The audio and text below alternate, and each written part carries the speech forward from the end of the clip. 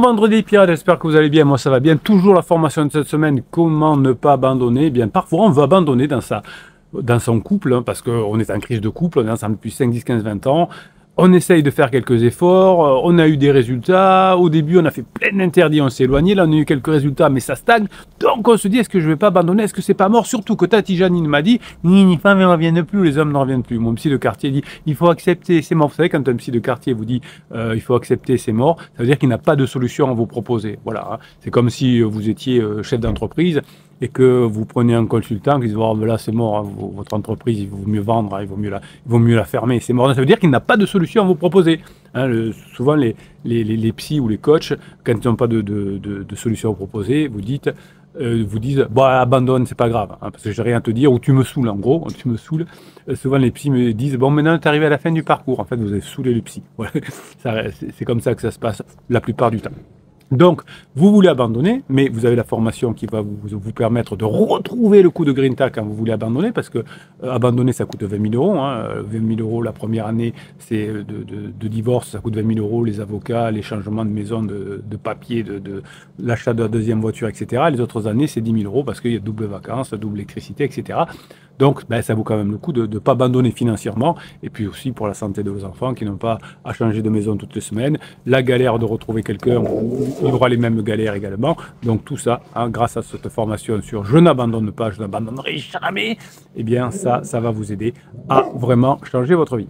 Alors pourquoi on va abandonner? Souvent parce qu'on a une forme de désillusion. Hein, ça s'était un peu amélioré, il y avait du mieux, et puis on prend un rebond, on dit « Oh, à quoi bon, je vais abandonner, maintenant je souffre. Mon conjoint, il est vraiment très méchant. » Vous savez, on trouve des sujets. Pourquoi on va l'abandonner? C'est jamais notre faute. Hein, c'est parce que notre conjoint, par exemple, est très méchant, et ça vient d'une désillusion. Mais pourtant, cette désillusion, c'est souvent la plus belle opportunité de votre vie de couple, parce que ça va vous permettre d'apprendre à faire des efforts et à bosser la désillusion. Finalement, hein, c'est un début, hein, un début de changement de fonctionnement. Oui, on peut avoir des désillusions dans son travail, avec ses enfants, avec ses amis, mais c'est pas parce que nous avons une désillusion qu'on doit abandonner. Hein. Le philosophe Alain disait que l'amour véritable commence lorsque l'illusion disparaît. Ben oui, dans cette optique, hein, une crise, effectivement, vous l'avez compris, c'est pas une fin, une crise, c'est la naissance d'un amour plus mature. Votre conjoint, lui aussi, il est comme vous, il veut abandonner, je veux abandonner mon couple parce que je souffre, etc. Vous voulez pas faire comme votre conjoint quand même. Vous avez des enfants peut-être. Bruno, on se calme. Donc, lorsque dans une crise, vos attentes sont brisées, eh bien, votre cerveau active des zones liées à l'apprentissage. Cette douleur n'est pas une punition, c'est un processus d'adaptation, et l'apprentissage va vous permettre de diminuer, évidemment, votre souffrance. C'est l'apprentissage, c'est pas la fuite, qui va diminuer votre souffrance. Jeff Bezos, quand il s'est séparé, il a pris le temps de repenser ses attentes amoureuses, comme il disait, et ça lui a permis de voir toutes les erreurs qu'il avait faites. Hein, comme un athlète blessé, finalement, qui réapprend à courir. L'amour post-crise de couple exige un réapprentissage douloureux mais libérateur, mais c'est pas parce que le sportif a été blessé qu'il va abandonner sa carrière. Il a été blessé, il se soigne, il apprend, et souvent il revient plus fort, parce que peut-être que pendant des années, il était à fond dans la compétition, et bien là il s'est blessé, il s'est fait une entorse à la cheville, pendant un mois il va devoir se reposer, il va avoir moins de charge mentale du résultat par exemple, et il va partir encore plus fort. Donc vous pouvez écrire une lettre à votre désillusion. Oui, j'ai eu des désillusions, oui, je croyais que ça irait plus vite, mais ça va pas aussi vite que je le pensais. Remerciez votre désillusion pour ce qu'elle vous apprend. Identifiez les nouvelles fondations que peut vous offrir cette désillusion. Et évidemment, hein, notez à la fin, ma désillusion, c'est une chance déguisée, et ça va vous permettre de libérer l'idéal pour embrasser le réel. Évidemment, cette lettre, vous ne la montrez pas à votre conjoint, hein, elle est que pour vous. Vous pouvez même la détruire. Ça libérera des choses en vous. Finalement, le fait de ne pas abandonner va vous permettre de réapprendre la meilleure version de vous-même, mais aussi la meilleure version de votre nous. Lors d'une séparation temporaire, lorsque votre conjoint fait sa crise, on perd souvent la perception et du moi et du nous. Pendant la phase de sécurisation, on a perdu le moi dans le nous. Donc la phase d'exploration permet de retrouver son moi, de retrouver ses valeurs, de retrouver sa puissance, de retrouver son apprentissage. Et on va retrouver un nouveau nous dans la phase 4, mais qui sera beaucoup plus fort. Votre conjoint sera plus mature après sa crise, et vous aurez appris tellement de choses dans les coachings, dans les formations, que vous aurez un couple beaucoup plus fort, puisque un moi plus fort plus un nous plus mature vont faire un couple plus fort, évidemment. Donc le couple, finalement, c'est comme une micro-société. Lorsqu'un pilier s'effondre, l'autre ne doit pas fuir, mais il faut recréer un nouvel équilibre plus fort. Donc c'est avec votre force supplémentaire face à l'équilibre, face à l'épuisement de votre conjoint, que vous allez pouvoir revenir ensemble. Dans l'amant de Marguerite Duras, les personnages redéfinissent leur relation à travers la lente acceptation de leur transformation. Ça sert à rien de fuir, ça sert à rien d'abandonner. Même quand on n'est pas très bien, eh bien, on va apprendre dans la formation à ne pas abandonner. Eh bien, au contraire, vous allez accepter que le couple se transforme. Il est déjà passé une première fois de la phase de lune de miel à la phase de sécurisation, puis maintenant il est passé dans la phase d'exploration, puis il passera évidemment dans la phase suivante, la phase de grande intimité. C'est comme si un papillon se laisse mourir quand il est dans la chrysalide, en disant « Ah, c'est mort, j'en sortirai jamais ». Bien si vous faites ce qu'il faut, avec le temps, vous allez en sortir.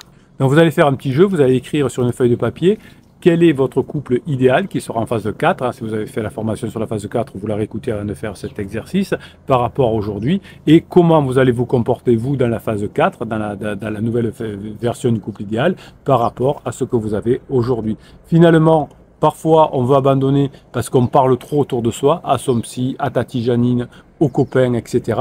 Et on se soucie beaucoup de ce que pensent les autres. Ah, si mes amis m'ont dit que c'était mort, c'est que c'est mort. Ah, si mes parents m'ont dit de laisser tomber, c'est qu'il faut que je laisse tomber. Ils vous le disent, vos amis, vos parents, de laisser tomber parce que vous les saoulez, vous leur racontez toujours la même histoire. Quand vos parents vous disent alors comment ça va dans ton couple, écoute, bon, tu sais, il y a des hauts débats, mais là, c'est en train de s'arranger. Tiens, il y a, avec Lucille, avec Gabriel, on est allé, bon, admettons que votre conjoint s'appelle Lucille ou Gabriel, bien sûr, eh bien, on est allé ensemble marcher et on a découvert une petite chapelle. Vous racontez une petite histoire que vous avez fait ensemble et ça rassure tout le monde, au lieu de les saouler avec votre histoire. T'as vu ce qu'il m'a fait, t'as vu ce qu'il m'a fait. Donc le nous dans votre couple, il n'est jamais statique, il ne fait que soit grandir, soit diminuer. Le nous dans le groupe n'est jamais statique, dans le couple n'est jamais statique. Soit il grandit, soit il diminue. Donc là, il a diminué au fur et à mesure de la phase de sécurisation parce que chacun, vous êtes un peu rabougri. 2 mois qui se sont rabougris, ça fait un nous qui s'est rabougri. Et là, votre conjoint a été tellement rabougri qu'il n'était pas bien, il a voulu en sortir. Vous avez compris. Vous n'allez pas abandonner non plus parce que s'il y a votre conjoint qui veut sortir et vous qui abandonnez, c'est mort. Donc vous allez au contraire, vous, créer un nous plus important grâce à votre moi qui va avancer. Donc ne vous préoccupez pas de la pression sociale de vos amis. Dites-leur que tout va bien, dites-leur que c'est en train de s'arranger, ça ira bien. Hein. Les couples qui parlent trop autour d'eux, vous avez une formation d'ailleurs sur comment ne pas trop parler autour de soi, finalement, ont peur du jugement des autres et finissent par faire des bêtises. Imaginez que vous disiez à vos amis, oui, mais ça va pas, et qu'ils vous disent, oh ben t'as qu'à laisser tomber. Et que vous, quand même, vous êtes un pirate, vous savez que vous pouvez y arriver, et vous ne laissez pas tomber. Ben, vos amis vont se fâcher, ils vont dire, encore, il n'a pas laissé tomber, il n'écoute rien. Voilà, donc n'en parlez pas. Ou au contraire, si vos amis disent, fous-la dehors, et que vous la foutez pas dehors parce que vous êtes un pirate, vos amis vous diront, ben, tu vois, il n'écoute rien. Donc, de toute façon, quand vous en parlez, ça va mal se passer. Donc, n'abandonnez pas. Mais n'allez pas parler aux amis. Alors vous avez le capitaine qui va vous écouter, qui va vous donner de bons conseils.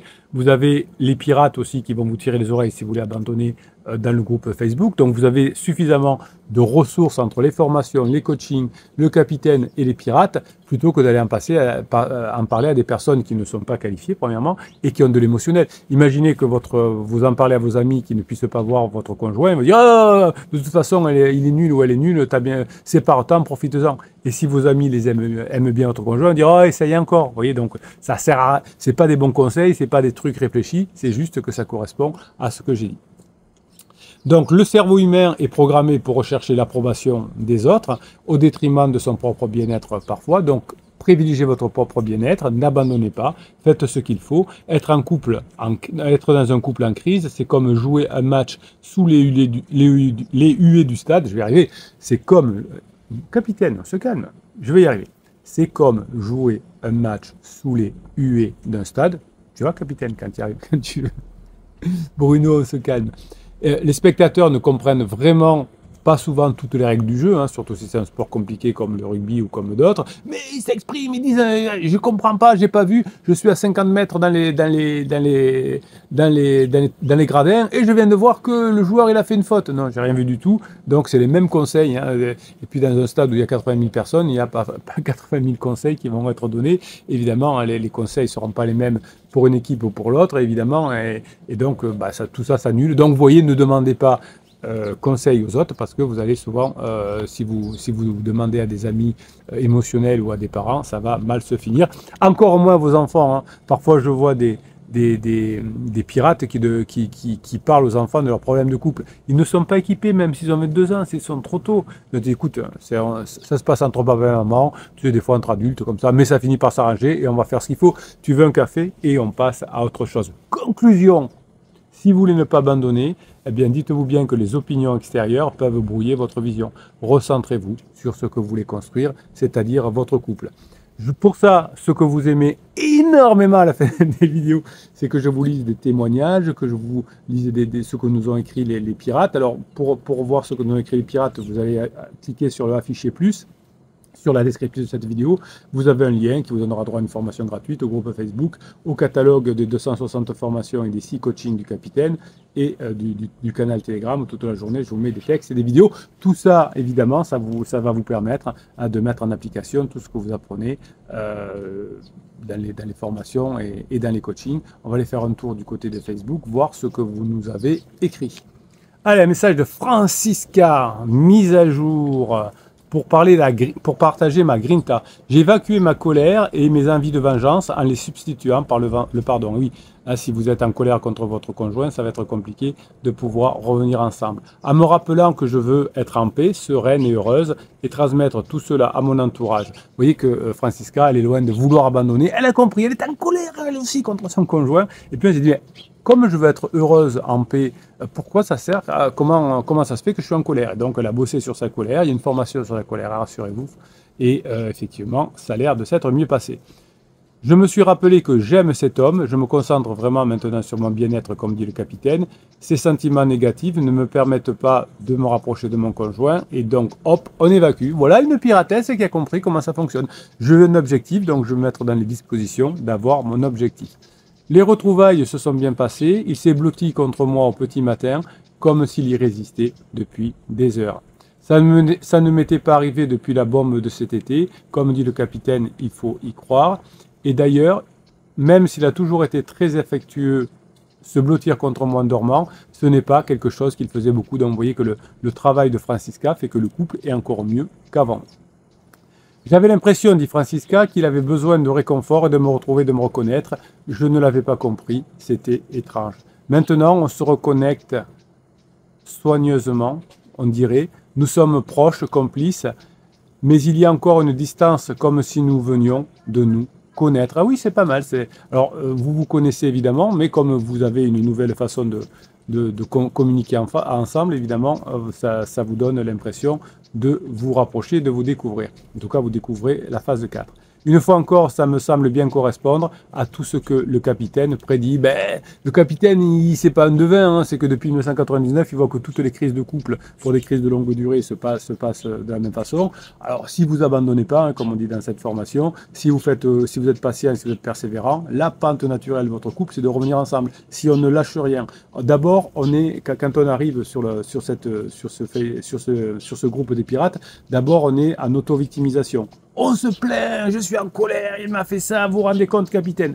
Ensuite, on se dit, bon, je vois que ça amène rien de me plaindre, tous les pirates me le disent en plus du capitaine, donc maintenant je vais apprendre. C'est la deuxième phase, la phase de l'apprenant. Et là, j'apprends. Et là, je vois que ça commence à s'améliorer avec mon conjoint. Et là, je deviens un professeur, je viens aider les autres pirates, je viens donner des conseils aux autres pirates, et ça me forme encore plus. Et c'est là que je reviens ensemble. Victime au début, apprenant ensuite, professeur à la fin. On se retrouve la semaine prochaine. De mon côté, je veux continuer à travailler sur moi. Je ne veux pas louper les étapes de guérison de mon couple. Si vous avez des formations à me recommander, je suis preneuse. Alors là, j'ai pas assez d'informations, Francisca, par rapport à ce que vous avez besoin de travailler. Est-ce que vous arrivez suffisamment à badiner? Est-ce que vous avez avoir de l'humour? Est-ce que vous êtes suffisamment une femme fatale? Est-ce que vous arrivez suffisamment à convaincre votre conjoint? Est-ce que vous arrivez à le séduire? Je ne sais pas exactement. Alors, prenez un coaching, je vous aiderai à choisir vos formations. Sinon, donnez-nous plus d'informations pour qu'on puisse vous aider. En tout cas, Francisca, vous êtes sur le bon chemin. Vous allez être heureux, heureuse en phase 4. Merci pour ce que vous êtes. Merci pour votre commentaire. Merci pour ce témoignage. Allez sur le groupe Facebook pour encourager Francisca à nous aider encore. Je suppose que Francisca vous répondra également. Alors, il y avait quand même des commentaires de pirates. Tiens, on va aller les voir. Carole nous dit, ton premier paragraphe est exactement la solution. Quand j'ai compris le pardon, comme cela fonctionne psychologiquement, j'ai tout de suite trouvé une paix intérieure. J'ai d'abord travaillé sur le pardon avec la formation du capitaine. Pardon à moi, puis de moi envers mon papa décédé, et pour finir avec le travail sur mon mari. Vous avez raison, le pardon est la clé, cela nous permet d'être détachés émotionnellement et d'être alignés avec nous-mêmes. Et sans m'en rendre compte, ça a attiré mon mari à moi petit à petit. Aujourd'hui, c'est lui qui travaille sur le pardon avec un accompagnement psy. Ben, c'est beau ça. Tuk. Je galère quand même, dit Francisca à Carole, je galère quand même pour évacuer la colère et la rancœur. Je suis un peu fatigué d'avoir à travailler autant par rapport à mon criseux. Ben oui, mais vous n'avez jamais bossé sur votre vie. Votre criseux a de la chance de vous avoir, mais devra travailler aussi sur lui ou sur elle plus tard. En tout cas, comme Francisca, vous allez faire la formation sur l'abandon, vous n'allez pas abandonner et vous allez passer les étapes au fur et à mesure. Le capitaine est là. Chaque fois que vous aurez une porte, un moment difficile, je serai là pour vous aider. Vous savez, moi je suis un passeur de porte, comme on dit. Je vous amène, je vous prends la main devant la porte quand c'est dur. Là, non, je veux pas y aller, je veux abandonner. Allez, venez avec le capitaine, on passe la porte et quand c'est calme de l'autre côté, je vous abandonne. Je vous abandonne pas dans le sens je vous abandonne, mais je vous laisse aller. Je ne suis pas comme le psy qui va vous garder pendant 5 ans. Moi, j'ai pas le temps d'abord. Bon, voilà, j'ai trop de coaching à faire, j'ai pas le temps. Mais voilà, moi je vous aide à passer la période difficile et ensuite je vous lâche et vous avez tous les outils ensuite pour mettre en place. Voilà. Merci Francisca, merci tous les pirates. On n'abandonne pas, on ne lâche rien. Passez le vendredi que vous aimez. On se retrouve toute la journée sur des vidéos courtes, sur des textes que vous retrouvez notamment sur Telegram. Vous allez aider les autres pirates comme Francisca à avancer. Et si vous voyez un pirate dans la difficulté qui va abandonner, on lui tire les oreilles, on lui donne la grinta et on l'amène avec nous jusqu'à la phase 4. Merci pour ce que vous êtes, mes pirates adorés. Vous êtes mes héros parce que vous changez le monde, vous montrez aux enfants que c'est possible. Plus tard, vos enfants, quand ils auront leur crise de couple aussi, ils sauront que c'est possible. Vous êtes aussi pour vos amis aussi qui diront, mais finalement, si Bernard et Sylvie ont réussi à se mettre ensemble, c'est pas vrai que tous les hommes qui partent ne reviennent pas, ou c'est pas vrai que toutes les femmes qui reviennent pas, qui partent ne reviennent pas. Et oui, vous êtes en train de changer le monde et je suis fier de vous. Merci pour ce que vous êtes, mes pirates adorés. Je vous kiffe grave. Passez la journée que vous méritez. Grinta.